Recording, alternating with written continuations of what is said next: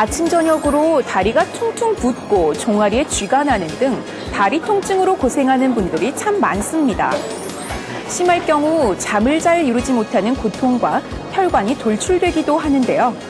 이는 하지의 혈액순환이 원활하지 못해 생기는 것으로 다리에 혈관이 돌출된 경우 하지 정맥류를 의심해야 합니다.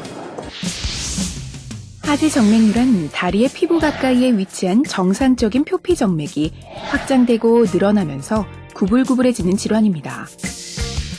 주로 무릎 아래쪽 정맥에서 발병하는데 여러 가지 다양한 원인으로 발병할 수 있지만 주로 정맥의 판막이 제대로 기능을 하지 못해 정맥 혈액이 역류하고 정맥 내 압력이 높아져서 생기는 질환입니다. 다리가 보편적으로 많이 아리고요. 그다음에 이제 일할 때 가끔씩 쥐가 나고, 그다음에 이제 많이 걸을 때나 운동을 심하게 할 때는 쉽게 이제 피로감이 와서 몸이 되게 무겁다는 생각이 들고요. 그다음에 이제 잘 때 쥐가 좀 나서 이제 깰 때도 있습니다. 하지 정맥류가 생기면 다리 통증과 피로감을 호소하는 것 외에도 다양한 증상들이 나타날 수 있습니다. 보통 하지 정맥류는 오랜 시간을 서서 일하는 사람들에게서 발병률이 높은 질환으로 알려져 있습니다. 하지만 의외로 사무실 근로자나 수험생 등 장시간 앉아있는 사람들에게서도 발생하기가 쉬운데요. 가만히 서 있거나 앉아있는 자세는 하지 정맥의 원활한 혈액순환을 방해하기 때문이죠. 또 여성의 경우엔 생리와 임신으로 인한 호르몬 변화가 있기 때문에 하지 정맥류 발병률이 높습니다.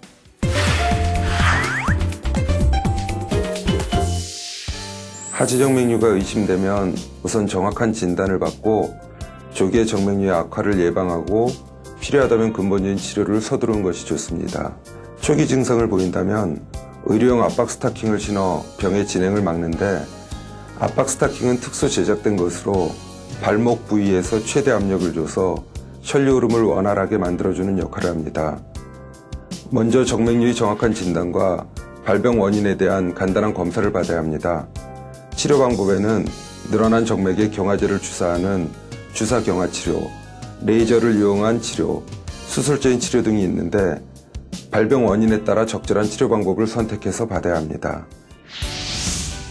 하지 정맥류는 누구라도 언제든지 감기 걸리듯 걸릴 수 있는 질환입니다. 하지만 한 번 발생한 후에는 다양한 증상을 나타내고 악화될 수 있는 진행성 질환이기 때문에 무엇보다 예방이 중요합니다.